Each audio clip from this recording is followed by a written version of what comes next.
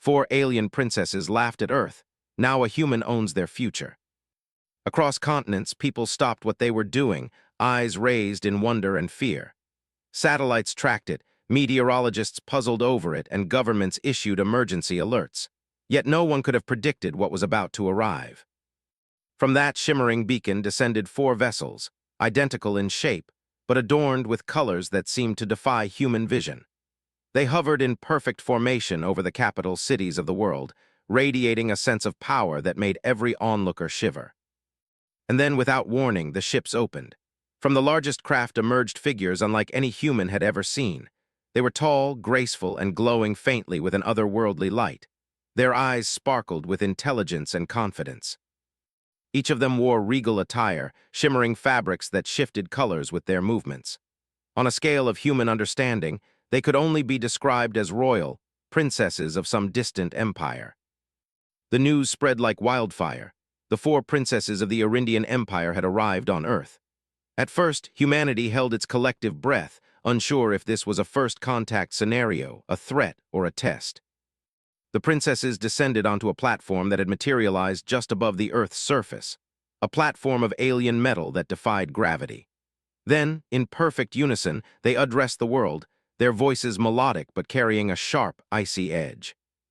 "People of Earth," the tallest princess began, her silver hair floating lightly in the windless air, "we have observed your planet for some time. We have watched your progress with amusement." The word amusement rang like a cold bell. Humans looked at each other, unsure how to respond. The princess's presence was dazzling, intimidating, and unsettling all at once. The tallest one smiled, and that smile seemed both kind and cruel. "You have developed tools," she continued, "and yet you cling to simple methods. You argue among yourselves, waste resources, and yet imagine you are capable of greatness beyond your planet. How charming!" In cities across Earth, humans whispered among themselves. Some were afraid. Some laughed nervously, thinking this must be a prank. But in one quiet office, high above the streets of New York, Dr. Elias Ward leaned back in his chair, hands steepled over his chest, and smiled.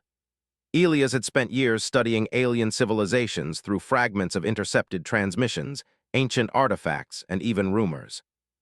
He had read about the Arindian Empire, an interstellar dynasty that ruled thousands of systems, and about its heirs, the 4 princesses, known not only for their intellect but for their pride and sharp wit. He was not intimidated. In fact, he was curious. "They underestimate us," he muttered to himself, "and that will be their first mistake." Back on the alien platform, the princesses' laughter echoed over the cities. It was not harsh or ugly, but it carried a confidence that humans could not match. One of the princesses, her hair a deep violet, tilted her head and added, "Do you not find it quaint that a planet can produce so much noise and so little progress?" Another, with green-gold eyes, stepped forward. "We have decided to offer you a lesson. Observe carefully, humans. We will demonstrate power, intelligence, and strategy that your species can only dream of." The words caused a ripple of unease across Earth. Experts in every field scrambled to interpret the alien messages. News channels broadcast continuously, reporting every word, every movement. In some corners, conspiracy theories sprang up. In others, scientists tried to calculate the ship's energy output, estimating just how advanced the visitors might be. Elias, however, remained calm. He was already thinking several steps ahead. The princesses were proud, arrogant even, but their confidence could be exploited. Humans often approached challenges differently than aliens. They relied not just on raw power, but on ingenuity, creativity, and unpredictability. He tapped a pen against his notebook, jotting down observations. "They expect fear. They expect panic. We will give them something else." Meanwhile, the princesses made their next move. They released small drones into the atmosphere, each one scanning cities, factories, communication hubs. The drones hovered like metallic bees, analyzing everything from energy grids to transportation networks. "You see," the silver-haired princess said, her tone amused, "we can understand your entire planet in hours. It is a simple matter of observation. Your methods are inefficient but predictable." Predictable. That word caught Elias' attention. Predictable was something humans could exploit. If the aliens believed Earth's people would respond the same way every time, they had underestimated the human mind. As the days passed, the princesses' display of power continued. They demonstrated energy shields around major cities, manipulated weather patterns to show control over natural forces, and even projected holographic images across the sky to announce their dominance. Humanity watched in awe, some in fear, some in wonder. Yet in laboratories, offices, and private homes, people began to whisper about the brilliance of human creativity. How could a small, relatively primitive species survive under such scrutiny? The answer, many realized, was that humans were unpredictable. Humans could solve problems in ways that no alien mind could anticipate. Elias knew this, and he began forming a plan. It started with careful observation. He studied the princesses' patterns, noting how they expected humans to behave, how they tried to manipulate fear, and how they assumed obedience. Then he began designing a strategy that would allow a single human to turn the tables. But Elias did not act recklessly. He knew the princesses were watching, and any misstep could be disastrous. Instead, he focused on subtle influence, small tests that would show the aliens humans were not as simple as they thought. One night, as the world slept, Elias sent out a series of communications under a pseudonym, contacting some of Earth's top thinkers, scientists, and negotiators. Together, they began forming a network of ideas, simulations, and contingency plans. "This is not about strength," Elias explained to his team. "This is about foresight, imagination, and courage. If we play this carefully, we can turn ridicule into respect." And the princesses, ever proud, did not notice that their amusement was slowly shifting. Their laughter, once sharp and dominating, began to encounter resistance, not through weapons, but through ideas. Then came the announcement that would mark a turning point. Across the alien network, news was sent. The Arindian Empire would hold a galactic auction for a powerful relic, an object of immense strategic value. Only species recognized as advanced enough could participate. The princesses, speaking to Earth, smirked as they excluded the planet. "You are not worthy of such matters," the violet-eyed princess said. "Do not trouble yourselves, watch and learn from the sidelines." The world watched. Governments debated, analysts calculated, and humans whispered about impossibility. Except Elias. He leaned back in his chair, eyes glinting. "They think we will watch. They think we will cower. They think we are nothing. They are wrong. All of them are wrong." With that, he began preparations that would mark the first true challenge to the Arindian princesses: arrogance. Using a combination of human creativity, cunning, and bold thinking, he would find a way to participate in the auction. And not just participate, but change the course of galactic politics forever. The princesses, unaware of the subtle currents of human ingenuity, continued their displays, confident that they were untouchable. But Elias and his team were already plotting, preparing to prove what the universe had yet to recognize. Humans were unpredictable, clever, and capable of astonishing things when underestimated. The sky glowed with alien light, and the world trembled under the shadow of the four princesses. Yet beneath that shadow, a single human mind lit the spark of resistance, not with weapons, not with force, but with something far more potent: intelligence, strategy, and unyielding courage. And so began the first chapter of a story that would soon echo across the stars. A tale of laughter, mockery, and the quiet rise of humanity. The news of the galactic auction spread across every corner of Earth like wildfire. It was not just an event. It was a test, a proving ground for advanced civilizations, and humans were openly told they were too weak, too insignificant, too simple to participate. The four Arindian princesses, radiant and arrogant, announced it with a flourish, their laughter still echoing in human minds. To most people, the auction was impossible. The rules were complex, the technology was beyond Earth's reach, and the spectators were species that had mastered space travel centuries before humans had learned to step on the moon. But for Dr. Elias Ward, it was an opportunity. He stood in his office, surrounded by whiteboards covered in calculations, projections, and sketches of alien protocols. His eyes, sharp and calculating, scanned the reports from his team. "This is not about weapons or strength," he said quietly. "It is about intelligence, unpredictability, and understanding. If we play carefully, we can enter, and if we play cleverly, we can win."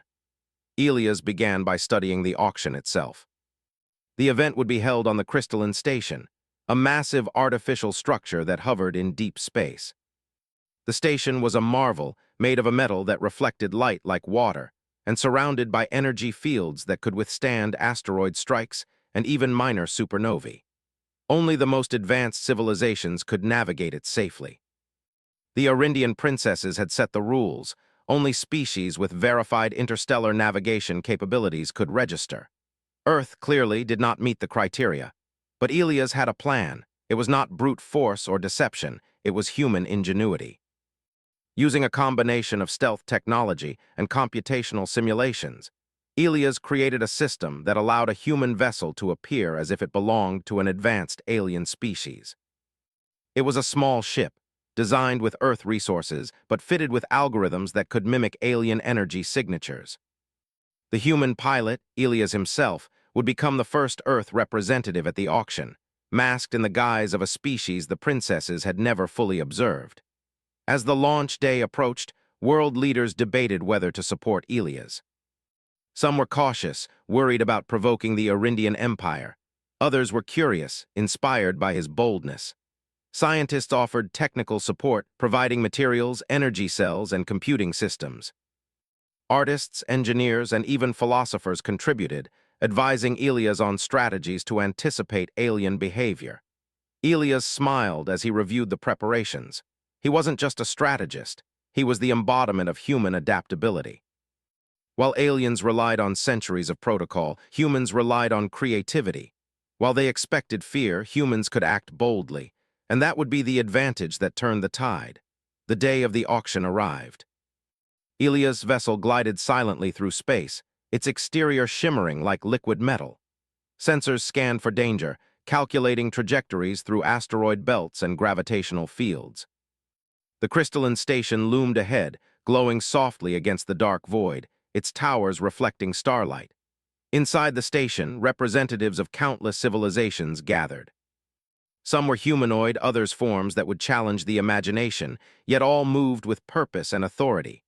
The four princesses were present, their presence commanding attention. They moved with grace, their eyes glinting as they surveyed the crowd. And when Elias' ship approached, cloaked and perfect, a murmur of curiosity passed through the assembly. The auction began. Objects of immense value floated in transparent fields, each accompanied by explanations of their capabilities and potential. One could control energy flows across planets. Another could stabilize collapsing star systems. The humans, though masked, observed carefully, calculating possibilities, risks, and opportunities. The first bids began. Alien species communicated with flashes of light, subtle sound vibrations, or complex telepathy. Elias had prepared for every method. His system translated signals, predicted moves, and even suggested strategies in real time. He did not rely on speed or power. He relied on prediction and improvisation. When the first relic came up, a small, crystalline sphere capable of storing unimaginable energy, the bids rose quickly. Aliens relied on historical reputation and expected patterns. Elias, however, approached differently. He watched the behavior, studied the hesitation, and then placed a bid that no one expected. A hush fell over the station. Humans had been warned not to intervene. No human had ever attempted this before. The princess's eyes narrowed, recognizing a species not to ignore. The bid was accepted. Elias' vessel hovered silently, and the system confirmed the acquisition. A ripple of astonishment passed through the assembly. One princess, Lyra, whispered to her sister, "They are bold." Perhaps more than we anticipated. But the challenge had only begun. Aliens quickly tried to counter, using intricate strategies designed to outwit competitors. Yet Elias remained calm. He observed, calculated, and adapted in real time. While aliens relied on precedent and tradition, he relied on ingenuity. He used human psychology, predicting when opponents would hesitate, bluff, or overcommit. By the end of the first round, the humans had secured the relic. It was not the largest or most powerful, but it was enough to show that Earth could compete, that humans could play a game designed for the most advanced civilizations. The four princesses regrouped, their amusement tempered by curiosity and a hint of respect. For the first time, they could not laugh freely. One of them, her violet eyes reflecting starlight, leaned to the side and whispered, "It seems we misjudged them. The humans are unpredictable." Elias, meanwhile, did not celebrate. He understood the stakes. This was only the beginning. The auction was a test, and the princesses would now observe him closely. Every move had to be precise, every bid calculated. One mistake could expose him and end Earth's participation entirely. Yet Elias felt no fear. Humans had survived ice ages, plagues, and the unpredictability of nature. They had built civilizations from nothing, learned to navigate planets, and now they faced beings that had ruled galaxies. Humanity's strength was not in their technology alone, but in their ability to think, adapt, and act when the odds were impossible. As the second round began, the challenges intensified. Relics that controlled communication across star systems, objects that could terraform planets, and devices that manipulated time were offered. Each was more complex than the last. Alien competitors attempted subtle sabotage, sending misleading signals and false bids. But Elias anticipated these. He relied on simulations, human intuition, and creative problem-solving. A moment came when an alien delegate tried to trap him with a fake signature, hoping to disqualify Earth. Elias paused, analyzed the pattern, and responded with a move so clever that it not only avoided disqualification, but gained the alien's admiration. The four princesses watched silently. They had expected fear, hesitation, and failure. Instead, they saw calm, precision, and innovation. They realized that the human mind could operate in ways no algorithm or ancient tradition could predict.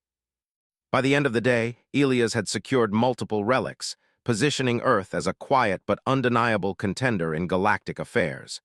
He had achieved more than simply participating. He had turned the initial ridicule into astonishment. The princesses, once amused, now studied him with careful attention. Later, as Elias returned to Earth, he reflected on the day's events. His team celebrated quietly, but he remained focused. The real challenge was ahead. The princesses would now attempt to test him personally, to see if his intelligence could withstand not just strategy, but moral, ethical, and social trials. And Elias was ready. He had proven one thing: humans could compete with the most advanced civilizations not through strength, but through ingenuity, creativity, and courage. Across the stars, the four princesses gathered in private. Lyra, the one who had first whispered about human unpredictability, looked at her sisters. "We underestimated them," she said softly. "This human, Elias Ward, he is unlike anything we have seen." Her sisters nodded, acknowledging the truth. For the first time, they considered humans not as insignificant, amusing creatures, but as a species with potential beyond imagination. And on Earth, Elias prepared for the next phase, knowing that the universe would soon learn that underestimation of humanity was a mistake that could never be forgiven. The human gamble had paid off. The princesses had laughed, but the tables were beginning to turn. Humanity had entered the game, and Elias was the first to prove that brains, courage, and creativity could triumph over centuries of assumed superiority. The stars had witnessed a quiet revolution, one that would echo for generations.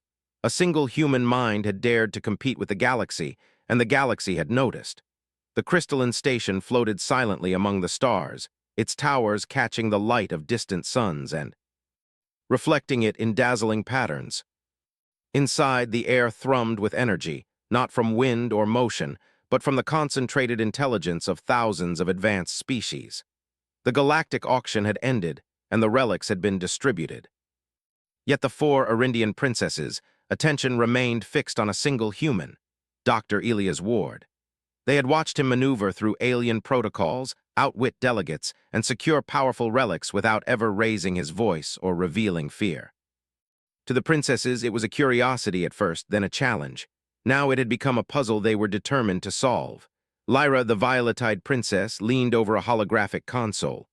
"They are unpredictable," she said softly, almost to herself. "Every move he makes defies expectation. It is unlike anything we have encountered." Her sister, with silver hair, crossed her arms. "Perhaps he is lucky," she said, her voice cool, though her eyes betrayed interest.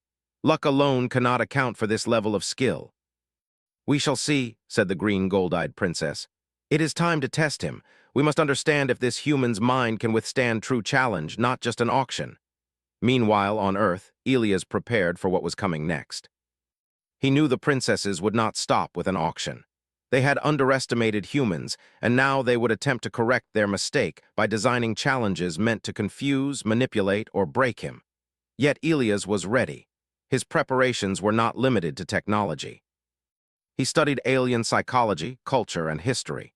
He trained with simulations that tested every part of his mind: logic, creativity, empathy, and negotiation. While humans were physically weaker than many alien species, their greatest advantage had always been ingenuity. Elias would rely on it now more than ever. The first challenge arrived in the form of a holographic message. It was elegant, precise, and unmistakably alien. The princesses had created a scenario, a simulated planetary crisis that required immediate decision-making. Energy grids were failing, the atmosphere destabilizing, and a population of billions depended on the choices made in the next hour. Elias observed the simulation carefully. Most humans might have panicked, but he approached it systematically.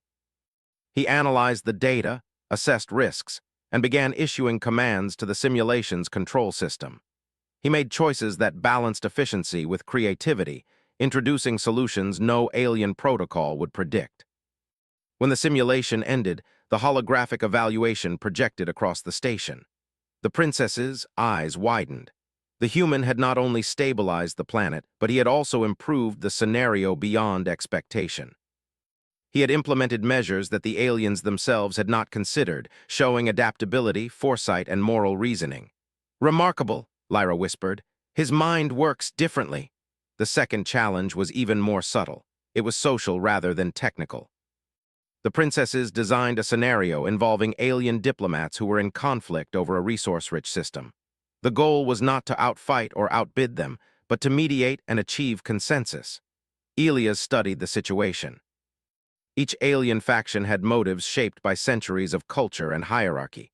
To humans, these differences seemed complex, almost impossible to reconcile. But Elias relied on something aliens often overlooked: human empathy. He observed the concerns of each faction, listened for hidden motivations, and proposed solutions that addressed interests rather than demands. He used compromise, humor, and careful timing to build trust, turning potential conflict into cooperation.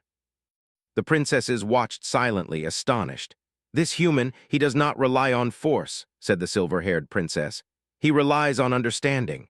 The third challenge was a puzzle meant to confound logic. A grid of energy nodes required a precise sequence of activations, but the sequence was constantly shifting according to rules that changed without notice. Most alien minds would attempt brute force calculation or rely on memory of patterns. Elias smiled. He abandoned brute force entirely. Instead, he observed the system, experimented, and applied intuition, predicting shifts before they occurred. His human mind, capable of lateral thinking, recognized patterns others could not see. Within minutes, he had completed the puzzle. The princesses exchanged looks. "We underestimated creativity," Lyra admitted. "Logic alone is not enough for this species." By the end of the day, Elias had faced multiple challenges: technical, social, and abstract. He had not only succeeded in each task, but he had also introduced elements that the princesses themselves could not have anticipated. Every move demonstrated the human ability to adapt, improvise, and excel under pressure. Despite their pride, the princesses were forced to acknowledge a truth they had never before considered. Humans were not weak, primitive, or laughable. Humans were different, and in difference lay power. Elias, aware of the growing attention from the princesses, remained humble. He did not boast. He knew this was only the beginning. The auction had proven Earth's ability to compete. These challenges tested the limits of human ingenuity. He had passed, but the princesses would now observe him continuously. Any mistake could have consequences. That night aboard the station, the princesses convened in private. They spoke in a language of subtle gestures and harmonic tones that humans could barely detect. "They are impressive," said the green gold-eyed princess. "They think differently. They are not predictable and they are not bound by tradition. This is remarkable." "But can they sustain it?" asked the silver-haired princess. "One success does not prove a species. Perhaps this human is an exception." Lyra shook her head. "He is not an exception. His success comes from traits shared by his species: creativity, courage, adaptability. We have observed other humans in history. They survive against impossible odds. This is the same spirit magnified." The princess's curiosity was now tempered by respect. They began to see humanity not as a target of amusement, but as a potential ally or competitor in ways they had never imagined. Meanwhile, Elias prepared for the next phase. He knew the princess's tests would grow increasingly difficult. They would try to challenge not only his intelligence but his morality, ethics, and resilience, and he welcomed it. Humans had faced impossible challenges throughout history, from natural disasters to intertribal conflicts. Each time they had found new solutions, creating tools, alliances, and strategies that others thought impossible. Elias reflected on the lessons of his species. Humans did not always win by strength. They often won by seeing possibilities others overlooked, by combining knowledge from multiple fields, and by improvising when rules seemed fixed. That adaptability was now his greatest weapon. The following days brought more trials. One simulation placed him in a city under threat from a natural disaster, requiring immediate evacuation and resource management. Another involved diplomatic negotiations between three alien species, each with competing agendas. And yet another presented a complex logic problem that was constantly changing. In every scenario, Elias succeeded. But success alone was not enough. He improved the situations, finding solutions that even alien intelligence had not considered. The princesses watched quietly, their amusement replaced with intrigue and cautious admiration. By the end of the week, Elias had completed all challenges presented by the princesses. He had demonstrated technical skill, moral judgment, diplomacy, and creativity, proving that humans were far more capable than the Arindian heirs had assumed. The princesses met again in the quiet of the crystalline station's upper chamber. Lyra spoke first. They are more than a curiosity. This human Elias Ward represents something greater. The human species they adapt, they overcome, they think differently. Yes, said the silver-haired princess. We must observe them more closely. They may become a force we cannot ignore. Elias, unaware of their private discussion, returned to his vessel. He knew the real test was far from over. The princesses would now attempt challenges beyond simulations, real decisions, real diplomacy, and real stakes. And humans, he knew, were ready. For the first time, the Arindian princesses felt a mixture of amusement and caution. They had laughed at Earth, assuming it weak and primitive. Now they faced the undeniable truth. Humans were clever, resilient, and unpredictable. The galaxy had seen humanity's first moves in this new arena, and the message was clear. Underestimation was a mistake that could cost dearly. And Elias, quiet and focused, prepared for what was to come. The human mind had passed its first lessons with flying colors. Now it was time for the next phase, where the princesses would test not only intelligence, but courage, morality, and the strength of human spirit itself. The stars stretched endlessly around the station, but for the first time a human mind shone among them, not with raw energy, but with ingenuity, creativity, and courage.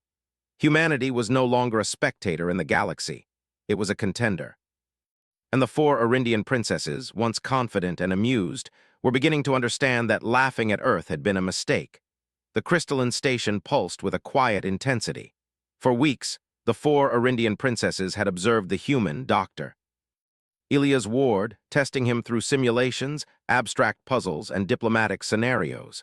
Each time he had succeeded in ways no alien mind could anticipate. What had begun as curiosity had grown into cautious respect. Now the princesses decided it was time to escalate. They would test Elias directly, with challenges that combined intelligence, ethics, and leadership, all in real time with real consequences. This was no longer a simulation. The stakes were real, and the outcomes could affect entire systems. Lyra, violet-eyed and serious, addressed her sisters. We must push him further. Simulations and puzzles are only so revealing. Let us test his ability to lead, to make decisions under pressure, and to influence others. We must see if humans can operate beyond logic alone. The green gold-eyed princess nodded. Agreed, and if he succeeds, we must consider the possibility that our assumptions about his species are wrong. The silver-haired princess smiled faintly. Then let the challenge begin. Elias had already noticed the shift. The princesses' communication with him had changed subtly. No longer merely observing, they now sent messages that hinted at real consequences. A human settlement in a distant colony world had requested assistance due to energy instability. While the situation was minor by galactic standards, the princesses framed it as a test of leadership and strategy. Elias studied the reports carefully. He could have ignored it, letting the aliens believe humans were unprepared for real-world challenges. But that was not his way. Humans had always faced adversity directly, relying on intelligence, creativity, and collaboration. He decided to intervene. He assembled a small team of Earth specialists, engineers, diplomats, and scientists who worked remotely under his guidance. Together, they coordinated supplies, resources, and advice, balancing risk with efficiency. Elias' approach was simple in principle but brilliant in execution. He combined data analysis with human intuition, considering not just numbers, but people, culture, and behavior. The princesses observed silently, their curiosity growing. They expected hesitation, errors, and fear. Instead, they saw decisive action and careful planning. Within hours, the colony's energy grid stabilized and the population was safe. A normally complex operation had been handled with elegance and simplicity. "This human, he thinks in layers," Lyra whispered. "He considers outcomes we might not even imagine." The next challenge was diplomatic. The princesses introduced a scenario involving 3 alien species with conflicting claims over a resource-rich star system. Elias had to negotiate an agreement acceptable to all parties. Aliens relied on rules, tradition, and hierarchical dominance. Humans, however, relied on empathy, observation, and creative problem-solving. Elias studied each faction's motives, identifying areas of common interest and potential compromise. He proposed a solution that redistributed resources fairly while offering incentives for cooperation. The alien delegates were initially skeptical. Humans were unknown quantities in interstellar diplomacy. Yet as Elias explained his reasoning, they began to understand the benefits. By the end of the session, all factions had agreed to his plan. The princesses exchanged quiet glances. "He mediates not through force, but through understanding," said the silver-haired princess. "A skill we often undervalue in comparison to raw power." The third test combined ethics and strategy. The princesses presented Elias with a complex scenario, a planet with a rapidly deteriorating climate and limited resources. Any intervention could stabilize the system, but at a cost to a nearby colony. The choice was not simple. Saving one system risked another. Elias paused, considering every variable. He consulted with his team, weighed the consequences, and devised a plan that balanced both interests, implementing phased resource distribution, energy transfer, and population relocation. He minimized harm while maximizing benefit. The outcome was so unexpected that even the princesses were impressed. "He finds solutions without sacrificing values," Lyra said softly. "This is not something our logic alone could predict." By this point, Elias had completed multiple real-world challenges designed to test intelligence, morality, and leadership simultaneously. Each success strengthened humanity's reputation across the galaxy. Word spread quietly among delegates that Earth had a representative capable of thinking like no other species they had encountered. Yet the princesses were not finished. They introduced a final, combined trial, a real-time operation spanning multiple planets, demanding diplomacy, strategy, and adaptability under pressure. Elias had to coordinate efforts across Earth, alien colonies, and unaligned systems to prevent a series of energy failures that could have destabilized an entire sector. The operation required split-second decisions, creative problem-solving, and flawless communication. Aliens attempted interference, sending conflicting signals, creating obstacles, and testing his patience. Humans, however, excelled in unpredictability. Elias anticipated the interference, countered with unconventional tactics, and maintained coordination across all fronts. Hours passed. The galaxy watched silently. The 4 princesses observed from the crystalline station, noting Elias' calm focus, rapid analysis, and ability to improvise. When the operation succeeded, stabilizing every system without casualties, even the proudest princesses were forced to acknowledge humanity's capability. Lyra turned to her sisters. "We misjudged them," she said quietly. "They are not weak, they are formidable." The silver-haired princess nodded. "We assumed superiority based on history and technology. Yet humans possess qualities that are unique and perhaps superior in some ways." For the first time, the princesses' laughter, the laughter that had once mocked Earth, was replaced with quiet admiration.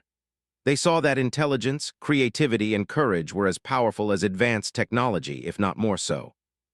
Elias, unaware of their private conversation, returned to Earth aboard his vessel. He knew that he had not only passed the tests, but had also changed perceptions across the galaxy. Humanity was no longer merely a planet of spectators. It was a species to be considered seriously in interstellar affairs. He reflected on the lessons of the past weeks. Humans had always succeeded against overwhelming odds, not through brute force, but through adaptability, ingenuity, and determination. That combination had allowed them to thrive on Earth despite disasters, conflicts, and uncertainty. Now it allowed them to compete among the stars. The princesses, for their part, began to rethink their approach. Instead of seeing humans as inferior, they considered the potential of cooperation. Perhaps there was more to be gained from alliance than from scorn. Perhaps the unpredictable nature of humanity was a resource in itself. Elias prepared for the next phase. The princesses would continue to observe and likely introduce new challenges. Yet he was ready. Humans had learned to innovate, adapt, and survive in ways that no other species had. That resilience, paired with strategy and creativity, was now on full display for the galaxy to see. And for the first time, the four Arindian princesses felt a sense of caution mixed with curiosity. They had laughed at Earth, confident in their superiority. Now they recognized that the laughter had been premature. The turning point had arrived. Humanity had demonstrated not just capability, but potential beyond expectation. Elias had not simply survived the princesses' tests. He had excelled, proving that the underestimated species could influence outcomes far beyond its size or technology. Across the stars, whispers spread.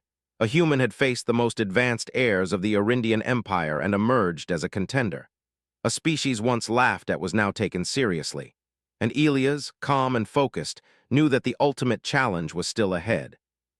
He had turned the first tests into triumphs, but the princesses were clever and proud. They would raise the stakes further, testing humans in ways that demanded not only intelligence but resilience, courage, and leadership under pressure. The galaxy had begun to notice humanity. And humanity was ready to meet the challenge. The stars, once a distant expanse of mystery, now bore witness to a species that refused to be underestimated. And the four Arindian princesses, once confident in their superiority, were beginning to understand that Earth had not just survived, it had risen. The turning point was complete.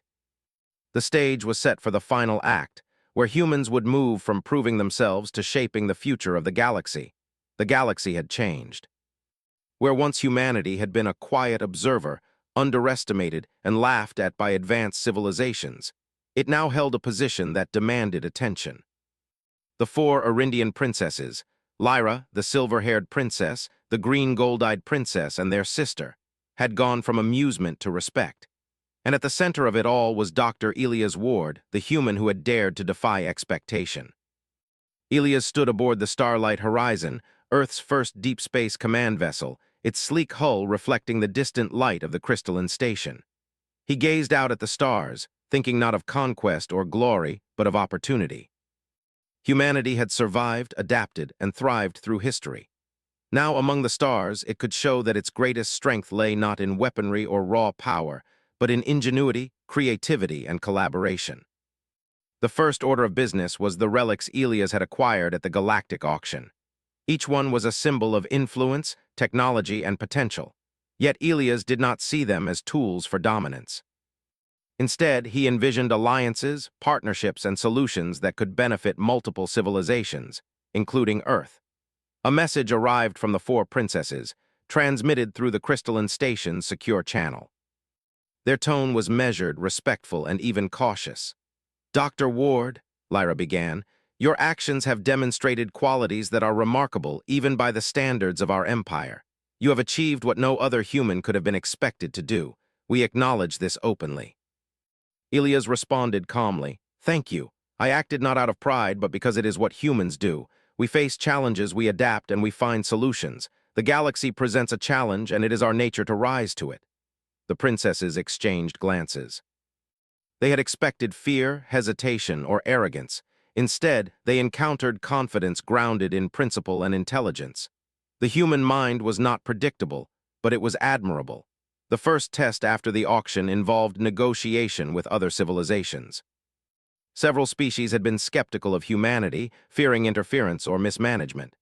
Elias approached each with respect, offering solutions that balanced interests, minimized conflict, and maximized cooperation. Where aliens relied on strict protocol, Elias relied on intuition, empathy, and strategy. He listened carefully, observed patterns, and proposed compromises that seemed impossible to most. In doing so, he earned the respect of delegates who had once doubted humans entirely. Lyra watched the proceedings via a holographic projection. "I did not think it possible," she whispered. "They are not just clever, they are wise, creative, and principled." The silver-haired princess nodded. "They do not seek to dominate, they seek to understand and to build. That is their greatest strength." Over the next several months, Elias coordinated efforts to stabilize regions affected by environmental challenges, resource shortages, and interstellar disputes. He applied the same methods that had carried him through the princesses' tests: careful observation, creative problem-solving, and collaboration. One particular challenge involved a cluster of planets where energy resources were unevenly distributed, threatening the development of multiple colonies. Traditional alien solutions involved rigid control or allocation, but Elias proposed a dynamic system that shared resources efficiently while incentivizing cooperation and innovation. Delegates who had initially been wary watched in amazement as the plan succeeded. Power grids stabilized, colonies flourished, and productivity increased, and throughout it all, humanity's reputation grew. The four princesses gathered privately on the crystalline station. Lyra spoke first. "It seems we misjudged Earth entirely. They are not weak. They are extraordinary," the green gold-eyed princess added. "They do not rely solely on technology. They rely on the mind, the heart, and the courage to act." "Yes," said the silver-haired princess. "Their strength lies in creativity and determination, not in force. And that makes them unpredictable in ways we cannot easily counter." The final step in Elias' plan involved the relics themselves. Each relic had potential far beyond its immediate function, but humans had the vision to see how they could benefit multiple species simultaneously. Rather than hoarding power, Elias used the relics to improve trade, communication, energy stability, and exploration across multiple systems. Through careful diplomacy, strategic planning, and bold action, Elias demonstrated that humanity could turn opportunity into progress without aggression. The galaxy had begun to see Earth not as a primitive backwater, but as a species capable of shaping the future. Elias' work culminated in a major interstellar summit, hosted aboard the crystalline station. Delegates from dozens of civilizations attended, many arriving to see for themselves the human who had captured the attention of the four princesses. During the summit, Elias spoke with clarity and humility. "Humans have faced challenges throughout history," he said. "We have survived famine, disease, and conflict. We have built civilizations, learned from mistakes, and adapted to change. Our success does not come from power alone, but from creativity, collaboration, and courage. We offer our experience not to dominate, but to contribute to a galaxy where all may thrive." Delegates listened intently. Many were skeptical at first, but Elias' vision was persuasive. He combined practical solutions with inspiring leadership, showing that humans were capable of thinking beyond their immediate self-interest. The four princesses observed quietly. Lyra spoke softly, almost in awe. "We laughed at them once, but now it is clear. Humanity is not just capable, they are essential to the future we hope to build." The silver-haired princess nodded. "We underestimated them, and that would have been a mistake we could not have afforded. Their ability to adapt and innovate is remarkable." The summit ended with widespread approval of the human proposals. Planets that had been struggling now had resources, communication networks, and trade systems stabilized. Delegates openly acknowledged that humans had earned a voice among the galaxy's leaders. Back aboard the Starlight Horizon, Elias reflected on the journey. From the first arrival of the four princesses, when Earth had been laughed at, to this moment, humans had shown resilience, ingenuity, and courage. Every challenge had been an opportunity to demonstrate the qualities that defined his species. Across the galaxy, the four Arindian princesses met once more in private. Lyra looked at her sisters and spoke carefully. "We misjudged them. We assumed weakness, but they have proven strength, not in power, but in mind, heart, and spirit." The green gold-eyed princess added, They are capable of leadership, diplomacy, and innovation that exceeds our expectations. We must recognize their potential and treat them accordingly. Yes, said the silver-haired princess. Earth is no longer a planet to laugh at. It is a partner, a contributor, and a contender. In the months that followed, humanity's reputation continued to grow. Earth became a hub of cooperation, innovation, and diplomacy. Humans, under Elias' guidance, forged alliances, stabilized regions, and contributed ideas that reshaped galactic policy. The four princesses maintained their observation, learning from humans and, in some cases, adjusting their own strategies. They realized that human ingenuity was not a threat, but a resource. What they had once laughed at, they now studied with respect. Elias, ever humble, continued his work. He did not seek personal power. He sought to ensure that humanity could thrive among the stars, showing that cleverness, creativity, and courage could shape outcomes far beyond the strength of any single species. The galaxy had witnessed a transformation. A species once underestimated was now a force to be respected. Humans had not conquered with weapons or force. They had conquered through intelligence, collaboration, and perseverance. And the four Arindian princesses, once laughing from above, had learned a lesson that would guide their actions for generations. Underestimating humanity was a mistake no intelligent being could afford to make twice. Elias looked out at the stars, a sense of quiet satisfaction in his heart. Humanity had risen, proving that it could compete, collaborate, and lead on a galactic scale. He knew the journey was only beginning, but the foundation had been laid. The relics, the alliances, and the admiration of civilizations were not the ultimate victory. The true achievement was showing the universe that humanity's greatest power lay not in strength, but in mind, spirit, and determination. And so, where once there had been laughter at Earth, now there was respect, curiosity, and cooperation. The galaxy had learned that humans were unpredictable, brilliant, and capable of shaping their own destiny. And humanity, guided by Elias Ward, had learned that even in the vast expanse of stars, its ingenuity and courage could make a lasting impact. The stars stretched endlessly before them, but now humanity was ready, not just to survive, but to lead, inspire, and shape the future. The four Arindian princesses had laughed once. Humanity had turned that laughter into respect, and the galaxy would never forget it.